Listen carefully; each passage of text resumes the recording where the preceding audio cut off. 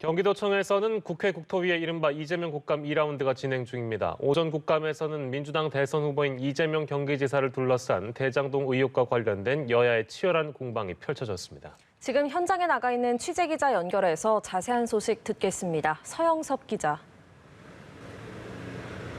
네, 이재명 대선 후보 국감이 시작되자마자 건넨 첫마디는 경기도정에 관련된 답변만 하겠다였습니다. 사실상 대장동 특혜 의혹 관련 질의에 답변 거부 의사를 밝혔던 건데요. 정작 질의는 여야 할 것 없이 모두 대장동 의혹에 집중됐습니다.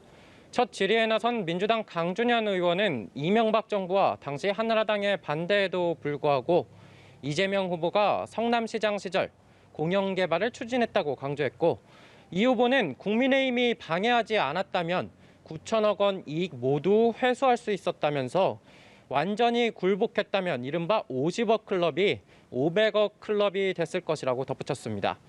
이어 벼락거지라는 말이 나올 정도로 국민들이 허탈해하는 것에 대해 정치와 행정을 하는 입장에서 안타깝다면서 개발이익 100%를 환수하지 못한 것에 대해선 사과한다고 밝혔습니다.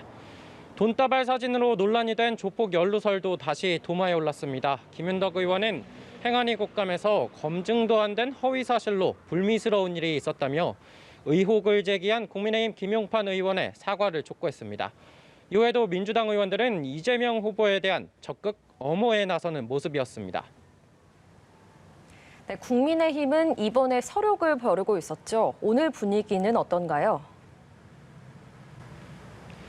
네, 먼저 국민의힘 이종배 의원은 유동규 전 성남시설관리공단 기획본부장의 인사 절차를 캐물었습니다.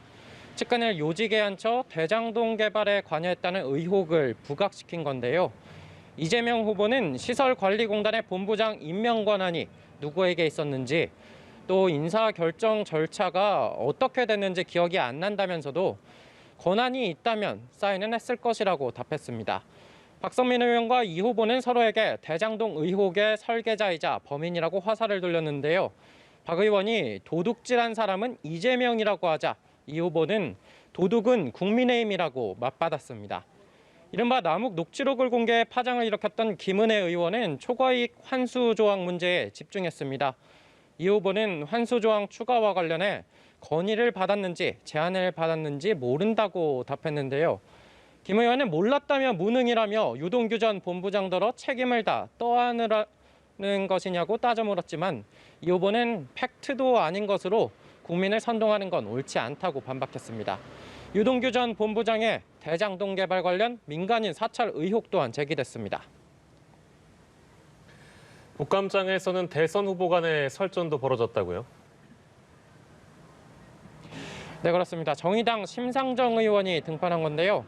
작은 확정이익에 집착해서 큰 도둑에게 다 내주고 이거라도 얼마냐고 하는 거냐며 포문을 연 심 의원은 공공이 지원한 역대 최대 투기 사업이라고 지적했습니다. 코끼리 다리만 보고 코끼리를 못 본다는 이야기까지 나왔는데요. 돈 받은 자는 범인인데 설계한 자는 죄인이라며 민주당과 국민의힘 모두를 싸잡아 비판하기도 했습니다. 이 후보는 국민의힘은 50억 원이 푼돈이라고 하던데 5,500억 원도 작은 확정이익이라는 거냐고 반문하며 공익 환수를 설계한 사람은 착한 사람이라고 강조했습니다. 한편 오전 국감을 마친 이 후보는 상식에 어긋나는 주장을 많이 하고 있는 것 같다며 없는 사실을 지어내 질문을 빙자해 공격하는 것은 옳지 않다고 밝혔는데요. 점심시간을 가진 국토위는 잠시 뒤인 오후 2시 20분부터 국감을 재개합니다. 지금까지 경기도청에서 전해드렸습니다.